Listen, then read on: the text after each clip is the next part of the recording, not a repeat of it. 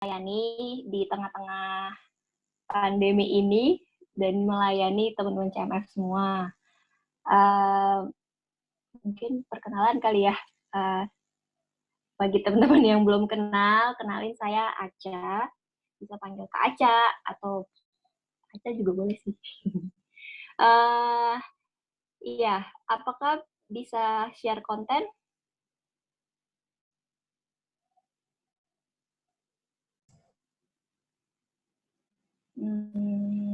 Oh, udah bisa ya. Berarti saya share sendiri ya.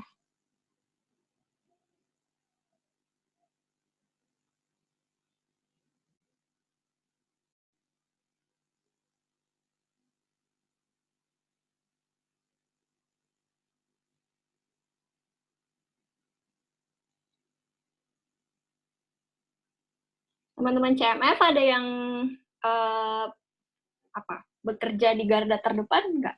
Yang hadir sore hari ini? Kakak-kakak mungkin?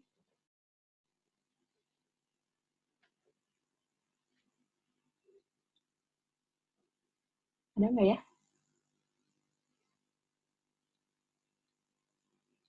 Syurun belum ya?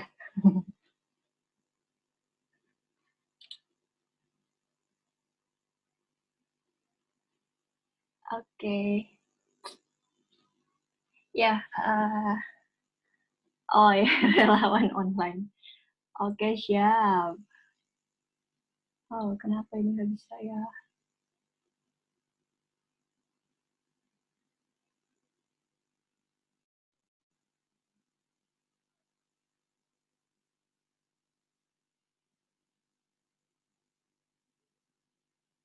Yeay.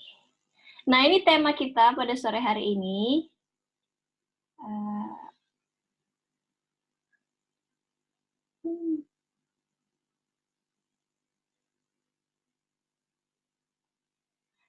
Pengurus memberikan tema di sore hari ini tuh Fisherman atau Fisher of Men. Gitu.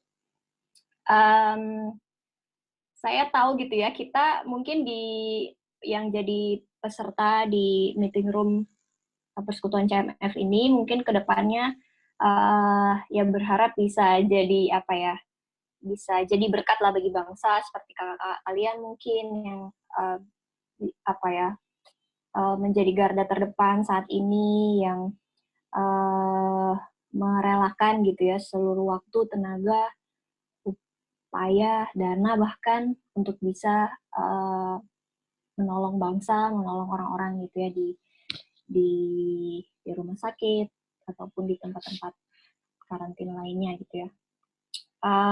Ya berharap kita semua juga bisa semakin bisa punya kerinduan untuk bisa berguna bagi bangsa ini gitu, untuk kesejahteraan bangsa ini. Nah, saya mau apa ya, bertanya tapi kita menjawabnya dalam masing-masing aja gitu ya. Apakah kita pernah berpikir gitu suatu hari nanti kita bisa beralih profesi gitu. Misalnya kalian yang udah kuliah medis, udah menghabiskan dana yang nggak sedikit, terus juga tenaga yang nggak sedikit juga, terus juga dari pagi bahkan sampai sore gitu kuliah dan malam harus ngerjain tugas, harus belajar untuk ujian. Tiba-tiba setelah lulus gitu kalian memutuskan untuk beralih profesi gitu. Saya nggak tahu apa yang terjadi dengan orang tua kalian dan apa yang terjadi dengan keluarga kalian kalau kalian tiba-tiba nggak jadi dokter atau nggak jadi perawat atau nggak jadi tenaga medis lainnya gitu. Pasti apa ya, masyarakat mungkin akan berpikiran wah sayang banget gitu kalau udah keluar duit banyak-banyak gitu untuk kuliah dokter, tiba-tiba nggak jadi dokter gitu kan. Terus juga mungkin ada yang berpikiran ya pasti misalnya masyarakat lah atau keluarga pasti berpikiran nggak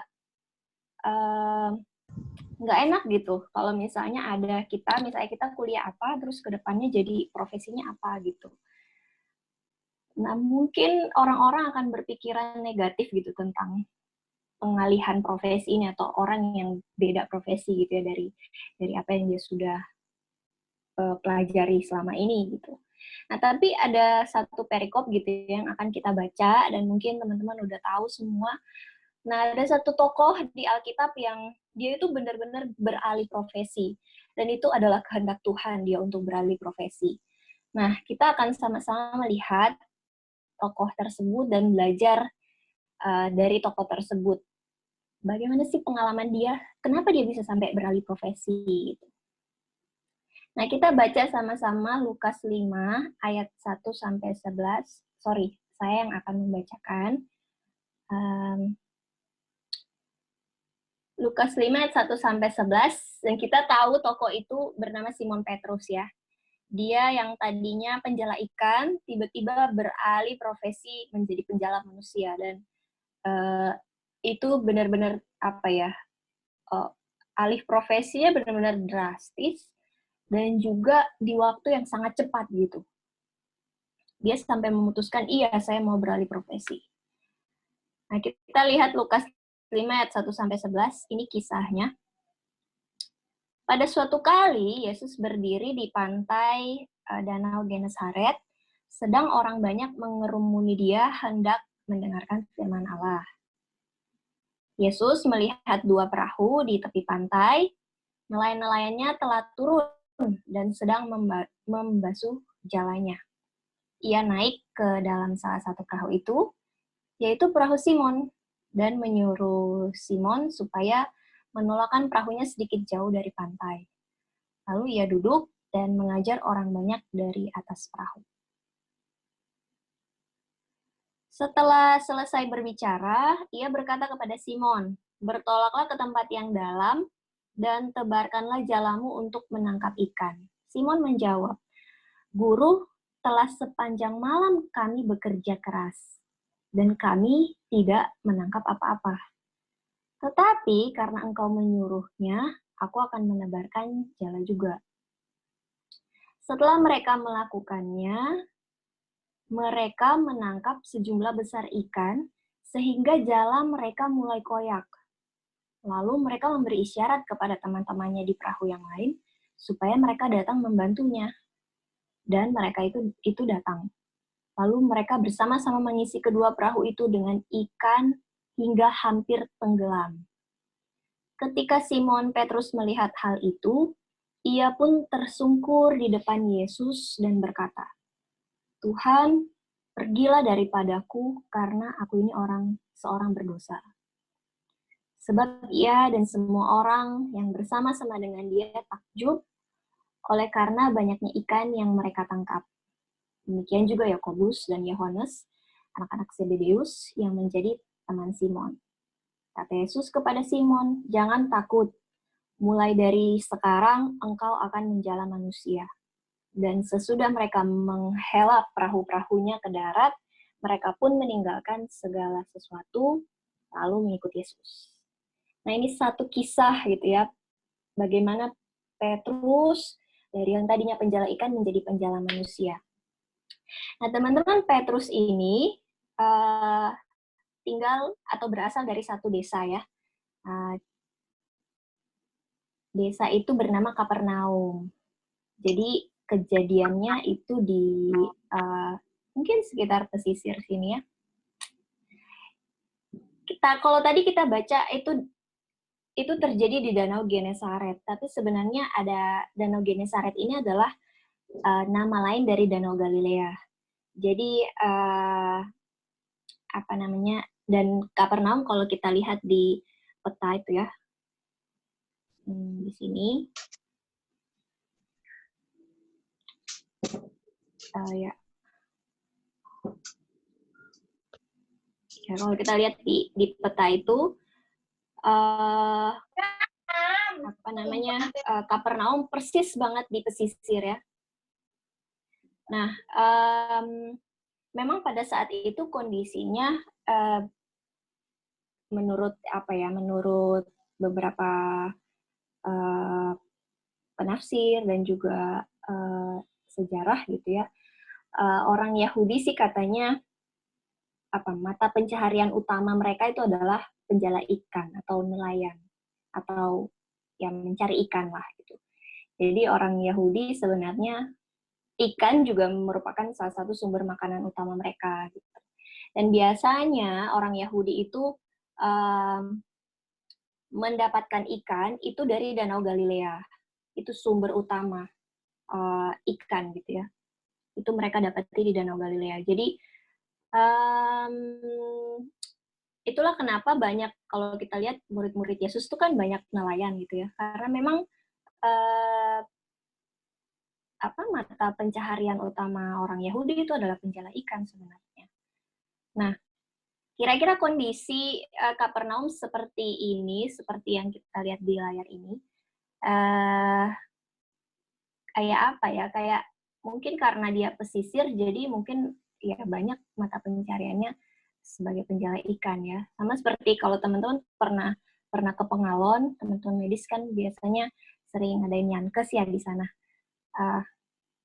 Pengalon, masyarakat yang hidup di pesisir, nah biasanya punya keluarga atau udah turunannya gitu ya, mata pencarian mereka itu dari nelayan, dari mencari ikan gitu. Nah, bahkan sampai ke anak-anaknya pun akan meneruskan pekerjaan orang tuanya. Nah, tiba-tiba teman-teman, dengan kondisi si Simon Petrus lagi bekerja gitu ya, mencari ikan. Nah, di suatu pagi, tiba-tiba ada seperti sekumpulan orang yang datang gitu ya ke pesisir ini.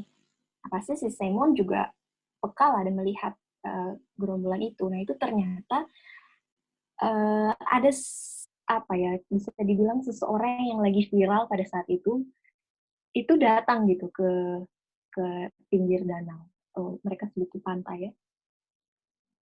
Dan banyak orang yang mengerumuni dia gitu, hendak mendengarkan pengajarannya. Jadi si tokoh yang sedang viral ini ternyata dia terkenal gitu karena pengajaran dan juga mujizat-mujizat yang dia lakukan gitu. Nah, tiba-tiba si tokoh yang viral ini datang menghampiri Simon Petrus gitu ya, dan dia langsung naik ke atas perahu Simon Petrus. Kira-kira maksudnya apa perasaan Simon Petrus pada saat itu ketika toko yang sedang viral ini tuh naik ke atas perahunya? Kalau misalnya saya gitu ya, tiba-tiba ada artis atau siapa gitu, tokoh terkenal di Indonesia yang lagi viral saat ini datang ke rumah untuk bikin konten, ya pasti saya takjub lah ataupun kaget, shock. Waduh, kenapa dia bisa memilih misalnya rumah saya gitu untuk dijadikan tempat dia bekerja atau tempat dia pelayanan dan lain sebagainya. Pasti Simon juga terkejut dengan kondisi itu gitu ya. Tapi, nah kalau mau dipikir-pikir gitu ya, kenapa Yesus memilih perahu Simon gitu untuk dijadikan alat pelayanannya? Apakah itu satu kebetulan Yesus memilih perahu Simon untuk dijadikan alat untuk pelayanan dia? Saya pikir ini, dan kita semua juga tahu gitu ya, Tuhan itu tidak pernah bertindak secara kebetulan. Dia pasti punya maksud, dia pasti punya tujuan ketika dia memilih perahu Simon untuk dipakai sebagai alatnya ya. Dan ini yang menjadi tujuan Tuhan gitu.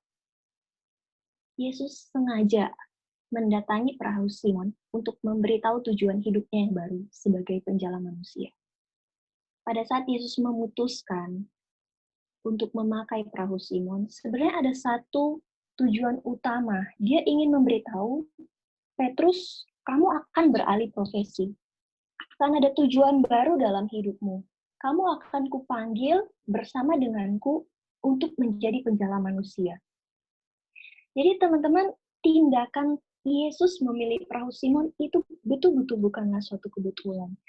Nah, mungkin sama seperti PKK atau pengurus gitu ya yang sedang mencari orang untuk jadi ketua CMF misalnya atau koordinator CMF satu bidang tertentu gitu.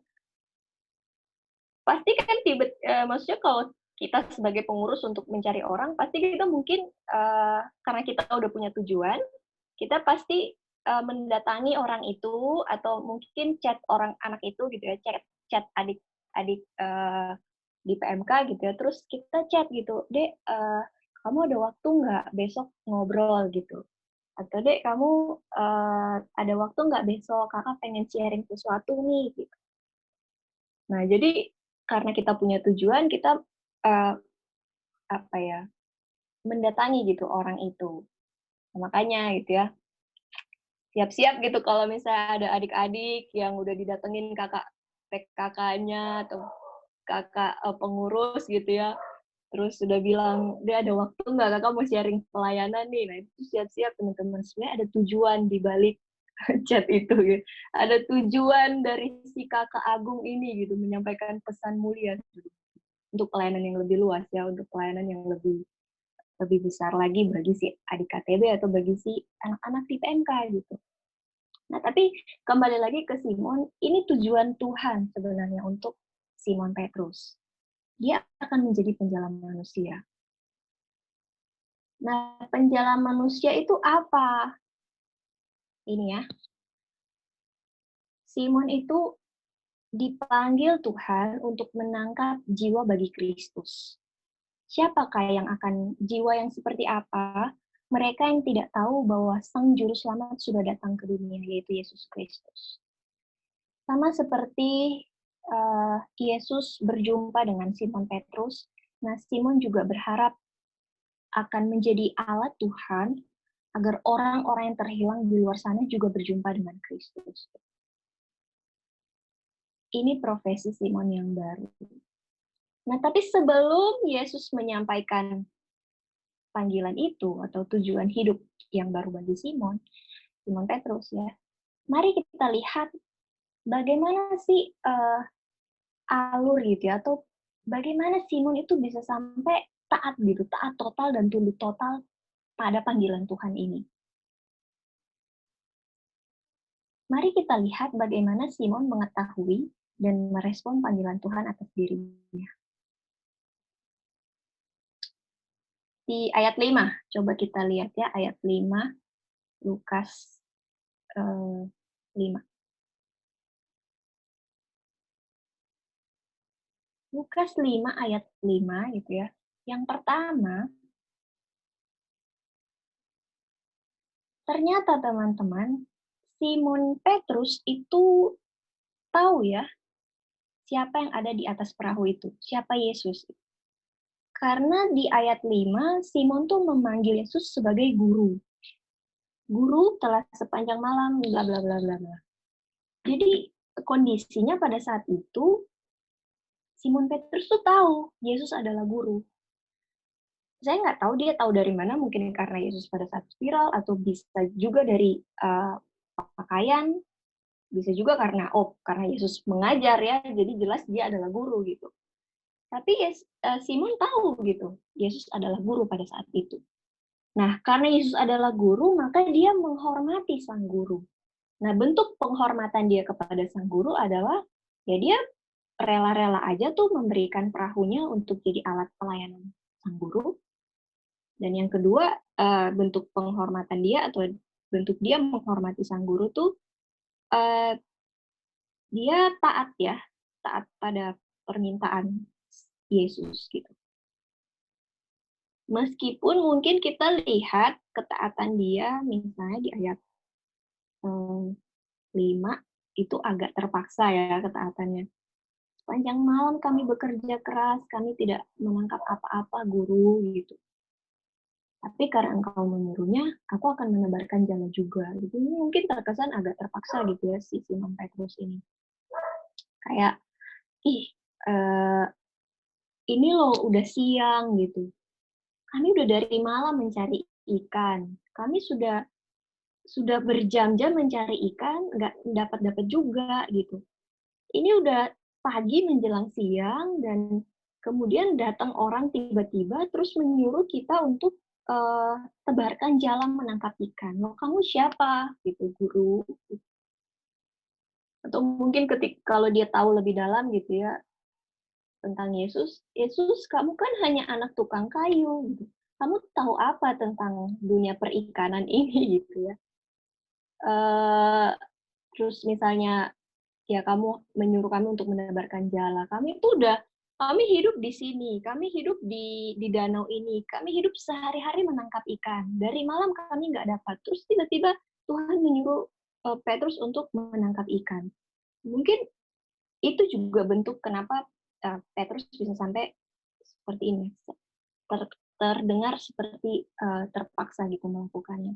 Tapi dia tetap taat meskipun dia terpaksa. Ya mungkin itu salah satu bentuk karena dia menghormati sang guru. Nah, kemudian teman-teman, di ayat 8, kalau kita lihat gitu ya, panggilan Petrus kepada Yesus udah bukan lagi guru, tetapi berubah. Panggilan Petrus kepada Yesus berubah menjadi Tuhan. Dari yang tadinya guru, berubah menjadi Tuhan. Kenapa bisa berubah? Ada satu peristiwa di tengah-tengah sampai dia bisa mengubah panggilannya itu gitu. Ada satu pengalaman bersama dengan Tuhan, dan pengalaman itu adalah pengalaman akan kuasa Tuhan yang dia nggak pernah alami sebelumnya. Kenapa? Karena pada saat dia menebarkan jala, ada banyak ikan dan bahkan perahunya sampai tenggelam gitu. Jadi dia menyaksikan suatu mujizat di situ. Mujizat yang dilakukan oleh sang guru ini tadi. Karena dia memiliki pengalaman akan kuasa dari sang guru, akhirnya dia benar-benar sadar bahwa ini bukan guru yang biasa. Karena hanya satu pribadi yang bisa membuat mujizat seperti itu. Dan itu hanyalah Tuhan. Jadi pengalaman dia bersama dengan Tuhan, mengalami kuasa Tuhan, mengalami mujizat dari Tuhan, itu menghasilkan suatu perasaan ini ya, perasaan gak layak, merasa diri berdosa, dan merasa membutuhkan pengampunan Tuhan. Jadi perjumpaan pribadi dengan Tuhan pasti membuat manusia itu memiliki perasaan-perasaan seperti ini. Merasa nggak layak, merasa saya berdosa, dia adalah yang maha kudus, merasa saya membutuhkan pengampunan Tuhan, dan itu hanya bisa diberikan oleh Tuhan gitu. Dan kemudian respon setelahnya adalah dia meninggalkan segala sesuatu dan dia mengikuti Yesus. Ketika Yesus berkata, Simon, engkau akan kujadikan manusia. Simon langsung tersungkur dan berkata iya. Berkata iya, saya mau menjadi penjala manusia. Itu kenapa teman-teman? Karena Simon mengalami kuasa Yesus. Nah, teman-teman mengikuti Yesus itu berarti mengatakan ya pada profesi yang baru, yaitu penjala manusia. Pada saat itu juga, nggak bisa tunggu nanti gitu. Simon enggak tuh ketika Yesus berkata, aku jadikan engkau akan jadi penjala manusia. Tunggu Tuhan, saya mau bawa dulu ikan-ikan ini ke keluarga saya supaya mereka bisa makan gitu. Atau tunggu Tuhan, saya jual dulu ya. Ikan ini lumayan nih banyak, bisa untuk bagi-bagi sekampung gitu ya, karena kita lagi self karantin gitu. Jadi lumayan banyak yang akan uh, bisa makan gitu atau terberkati dengan adanya ikan-ikan ini misalnya. Jadi dia nggak tunggu tunggu waktu gitu ya, dia langsung benar-benar taat pada saat itu juga. Ketika dia mengalami kuasa Tuhan dan kemudian Tuhan memanggil dia taat pada saat itu juga. Dan dia mau gitu untuk mengikuti jejak Tuhan, menjadi penjala manusia, bukan lagi penjala ikan. Benar-benar pada saat itu dia meninggalkan perahunya, dia meninggalkan berkat yang Tuhan baru aja berikan, dan dia meninggalkan keluarganya ya, dan langsung tunduk total mengikuti Yesus. Jadi kita kalau misalnya kita melihat apa yang ada pada saat itu, perahu, ikan-ikan, keluarga. Nah, secara manusiawi, semua hal di atas adalah jaminan hidup manusia. Coba bayangkan bagaimana hidup seorang Simon Petrus yang dikenal sebagai nelayan, dikenal setiap harinya bersama dengan perahu, ikan-ikan, dan bersama dengan keluarga, tiba-tiba meninggalkan itu semua. Coba bayangkan bagaimana keluarganya. Bagaimana Tuhan baru aja memberikan dia berkat yang melimpah. Terus Tuhan bilang, tinggalkan itu semua, ikut aku. Teman-teman, ikan, perahu, dan keluarga itu sebenarnya jaminan keamanan Petrus. Jadi dengan adanya itu ya Petrus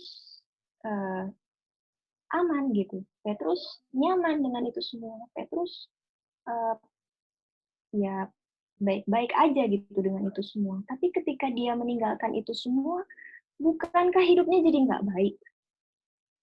Waktu dia meninggalkan pegangan hidupnya, bukankah tidak ada lagi jaminan dalam hidupnya? Nah, secara manusiawi kita pasti akan berpikir seperti itu. Wah gila, kenapa kamu bisa meninggalkan profesimu? Kenapa kamu bisa meninggalkan semua kenyamanan-kenyamanan hidup misalnya? Tapi Simon Petrus secara apa yang kita baca benar-benar meninggalkan. Dia nggak ada tunggu-tunggu waktu lebih lama lagi gitu. Nah, satu hal yang kita bisa pelajari ya, perjumpaan manusia dengan sang sumber segala sesuatu itu menutupi matanya dari segala sesuatu. Kita belajar satu hal ini. Waktu Simon Petrus mengalami kuasa Tuhan, berjumpa secara pribadi dengan sang sumber segalanya, jaminan hidupnya, juru selamatnya, itu betul-betul membuat matanya tertutup dari jaminan-jaminan yang diberikan oleh dunia. Tertutup dari kenyamanan-kenyamanan yang diberikan dunia. Ini harus menjadi pegangan kita, teman-teman. Sekarang pertanyaannya adalah, apakah saat ini kita sedang mengalami Kristus, atau kita hanya tahu dan kagum pada Kristus? Waktu kita hanya tahu dan kagum pada Kristus, wajar ketika kita misalnya diperintahkan Tuhan apa, kita bersungut-sungut. Kita melakukannya dengan terpaksa. Kita atau bahkan enggan melakukannya. Karena mungkin kita hanya menghormati Tuhan, hanya sekadar menghormati Dia sebagai guru yang menuntun hidup, mengarahkan hidup, gitu. Hanya guru yang memberitahu, oh ini salah, ini benar, itu sekadar guru. Dia tidak berkuasa apa-apa dalam hidup kita. Tapi kalau kita mengalami Kristus, mengalami kuasanya, berarti kita benar-benar sedang mentuhankan Kristus. Kristus Tuhan, ketika Tuhan berkata A, ya saya harus mengatakan A. Saya harus melakukan A. Saya harus berpikir itu. Karena Kristus mengatakan hal itu. Gitu. Ketika Kristus memanggil kita untuk menjadi penjala manusia, waktu kita sedang mentuhankan Kristus, ya pada saat itu juga kita taat. Ini sebenarnya menjadi fokus hidup kita. Gitu. Tujuan hidup orang percaya itu selalu berorientasi pada jiwa. Saat ini teman-teman, kondisi kita mungkin sedang di rumah aja gitu ya. Atau kita sedang di kosan yang nggak bisa pulang, di kosan gitu. Diam di kamar yang nggak segede apa gitu ya. Kita nggak bisa ketemu dengan orang-orang. Nah, gimana caranya kita bisa berorientasi pada jiwa gitu? Gimana kita bisa menjala manusia dengan kondisi kita di rumah aja? Nah, ya syukur kepada Tuhan, teman-teman, kita ada seperti ini, media-media seperti ini ya. Media sosial juga banyak dan semakin hari semakin canggih, apalagi handphone kita, gadget-gadget kita semakin canggih gitu. Nah, kita sebenarnya masih bisa berkomunikasi dengan orang lain gitu.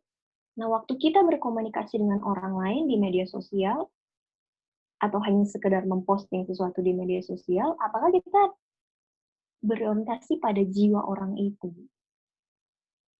Berorientasi pada manusianya. Apalagi waktu kita KTB sama adik-adik KTB kita. Kita hanya menjalankan bahan, atau kita sedang memperhatikan jiwanya. Nah, kondisi seperti ini teman-teman, nggak sedikit orang yang sebenarnya hidupnya tuh eh, baik-baik aja, nggak baik-baik aja gitu. Ya mungkin dia baik secara fisik, sehat gitu ya. Tapi apakah dia merasa baik-baik aja? Meskipun dia baik, apakah dia merasa baik-baik aja? Jelas panggilan orang percaya untuk berorientasi pada jiwa, jiwa yang dimaksud adalah mereka yang terhilang. Mereka yang nggak percaya Kristus, mereka yang tidak mentuhankan Kristus dan menjadikan dia juru selamat dalam hidupnya. Namun itu bukan hanya non-believer saja.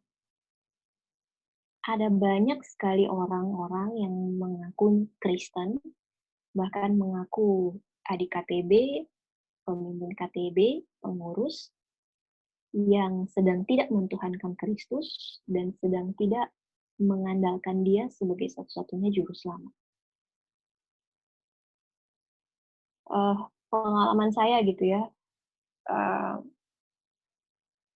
ya saya punya adik KTB, beberapa adik KTB gitu. Teman-teman, dia sudah ikut KTB, sudah lama. Bahannya udah buku kakak, ketuhanan Kristus. Tapi pada saat kita membahas ketuhanan Kristus, menjadikan Kristus sebagai Tuhan dalam hidupnya, dia mengakui satu hal, Kak, kayaknya selama ini saya sedang tidak mentuhankan Kristus. Dalam setiap kehidupan, keputusan hidup, apalagi yang remeh-remeh ya, misalnya masak, makan, tidur. Sekarang kan kita hanya masak, makan, tidur gitu ya Kak, yang ngerjain tugas lah. Nggak ada tuh Kak, saya berpikir, ya harus mengandalkan Tuhan untuk saya tidur, harus mengandalkan Tuhan untuk saya makan gitu. Nggak ada dia berpikir seperti itu. Ya, saya saat teduh sih Kak, tapi ya saat teduhnya begitu-begitu aja. Jadi dia hanya menjalankan aktivitas dan rutinitas sebagai orang Kristen, tanpa mengalami sebenarnya kuasa dari Kristus itu sendiri setiap hari, setiap waktu.